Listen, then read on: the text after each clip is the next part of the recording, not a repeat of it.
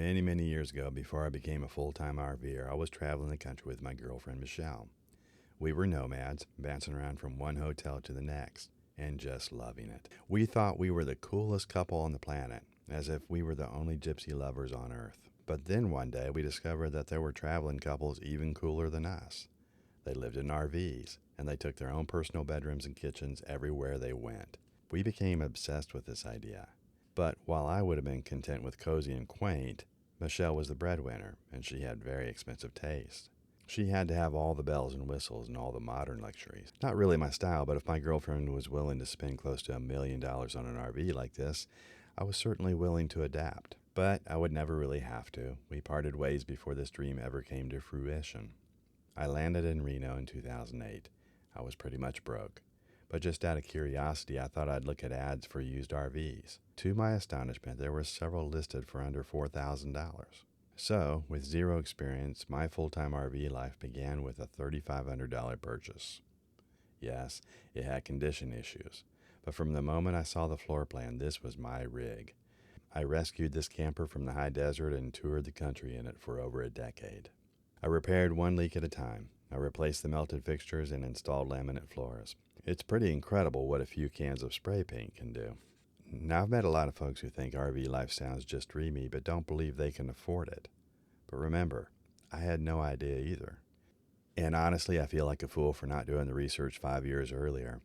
I maybe could have saved a career and a relationship with the money I would have saved. Now I'm going to sound a little cliche here. Everyone's situation is different. You may be visiting cheap RV life because you already bought a new Class A motorhome and you're looking to offset the cost of the monthly payments and higher insurance rates, and that's absolutely fine. There are plenty of advantages to owning a new rig. They often have the best layouts and the latest technology. Many of them come with no maintenance roofs. And you'll usually get the best financing for the newer rigs. The best thing of all, of course, is the peace of mind. Your new rig has 0 miles and no history. It may be years before you have your first real maintenance issue, and that's certainly a nice feeling. Now, that peace of mind does come at a price, of course, and if you're comfortable with that, fantastic. Now, while the advantages of buying used doesn't necessarily outweigh the advantages of buying new, for some people, buying a new Class A or fifth wheel just isn't possible. This message is for the folks who keep putting their dream on hold every 5 years with the hopes they'll someday be in a better position to buy that peace of mind later. I'm here to tell you that buying a used RV has its advantages too.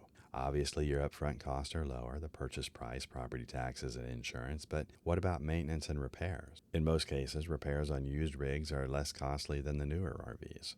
Newer rigs have more complex electronic systems, and when something goes wrong, they may need to be transported to a warranty center. With used rigs, many repairs can be handled by a mobile mechanic, using more universal and readily available parts.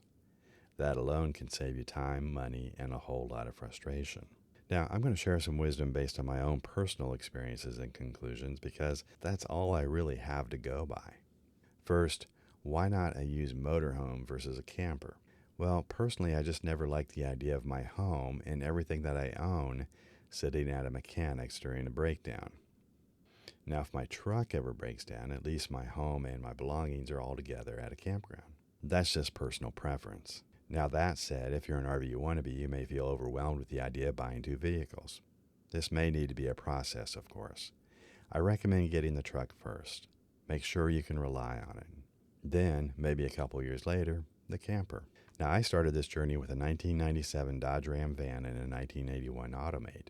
I had misadventures right away, leaks, blowouts, you name it, I did it. But over time, it got better. It got easier. I got over 10 years out of those 2 vehicles at a combined cost of $8,000.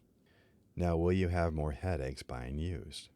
In all likelihood, yes. You'll have a few extra headaches, but comparatively minor. So, should you or shouldn't you? Should you save a little longer so you have that extra peace of mind with a newer rig? Perhaps, but the future is pretty unpredictable, isn't it? Imagine it's 5 years from now.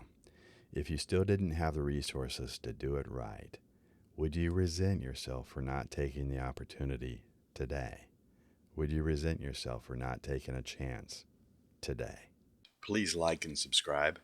This is imperative for my channel's growth and to ensure I can continue producing content like this. Next, please check out the description page.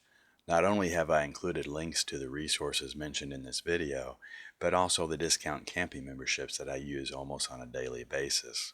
Last but not least, I actually demonstrate how I personally use these memberships each and every month in my newsletter, called the Rivercat Report. I share my day-to-day camping expenses from the previous month, add in the cost of my monthly dues, and show you exactly how much I'm spending on campsites each month. The newsletter also includes storytelling, other valuable money-saving resources, and my upcoming video schedule. You'll also gain exclusive access to videos before they're even launched. The newsletter is free, so be sure to sign up today so you don't miss a single one. Alright guys, that's all I got for now. Safe travels, and I'll see you next time.